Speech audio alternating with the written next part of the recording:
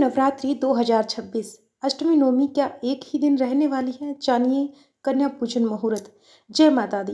प्रिय भक्तों, यदि आपने भी चैत्र नवरात्र के व्रत रखे हैं या फिर माता रानी की पूजा कर रहे हैं, तो आपके मन में भी यह सवाल जरूर होगा कि इस वर्ष दुर्गा अष्टमी कब है, अष्टमी तिथि कब से शुरू होकर कब तक रहेगी और कन्या पूजन करने का सही समय क्या रहेगा। इस वर्ष चैत्र नवरात्र में अष्टमी तिथि 25 मार्च बुधवार को दोपहर 1:51 से प्रारंभ हो रही है।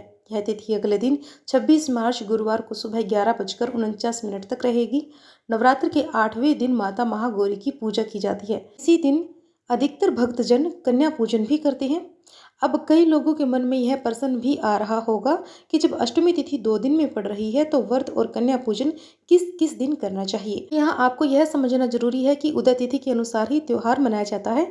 इस बार उदय तिथि के अनुसार अष्टमी 26 मार्च गुरुवार को ही मानी जाएगी, क्योंकि इस दिन सुबह अष्टमी तिथि विद्यमान रहेगी। लेकिन ध्यान देने वाली बात यह भी है कि 26 मार्च को सुबह 11:49 तक अष्टमी समाप्त हो जाएगी। इसके बाद नौमी तिथि प्रारंभ हो जाएगी। ऐसे में जिन भक्तों की यहाँ अष्टमी के दिन कन्या पूजन की परंपरा है, तो वे 26 मार्च गुरुवार को सुबह के समय कन्या पूजन कर सकते हैं। भक्त नवरात्र में पहला और अंतिम व्रत रखते हैं या जिनके घर अष्टमी पर कन्या पूजन होता है, वे 25 मार्च को सप्तमी का व्रत रखकर 26 मार्च को अष्टमी का पूजन और कन्या पूजन कर सकते हैं। वहीं कुछ घरों में नौमी के दिन कन्या पूजन करने की परंपरा होती है।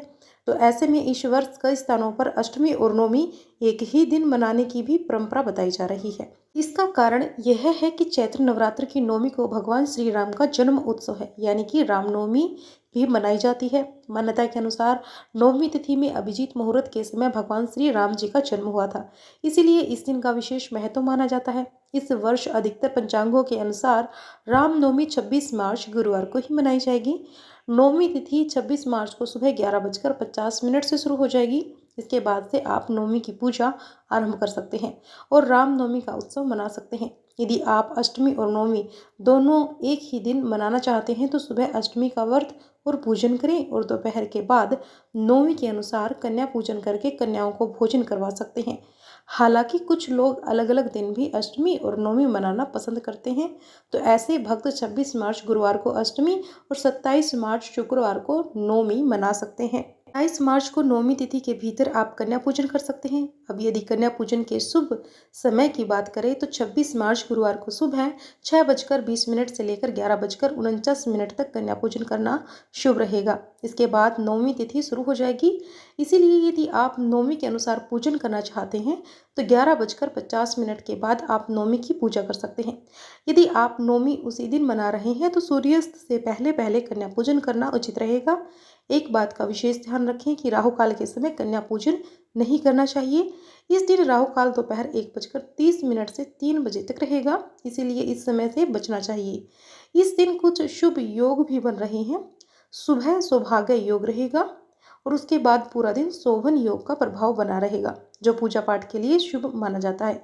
अधिकतर भक्त कन्या पूजन के बाद ही व्रत का पारण करते हैं, इसलिए जब भी आप कन्याओं को भोजन करवा दें और माता रानी को भोग अर्पित कर दें, उसके बाद उसी प्रसाद से अपना व्रत खोल सकते हैं।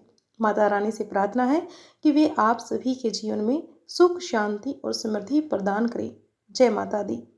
वीडियो पसंद आए तो लाइक और शेयर अवश्य करें। अगर आप हमारे फेसबुक पर नए हैं, यूट्यूब पर नए मेंबर हैं, तो हमारे फैमिली में ज़रूर जुड़े। जय माता दी कमेंट बॉक्स में भी ज़रूर लिखें। जय माता दी।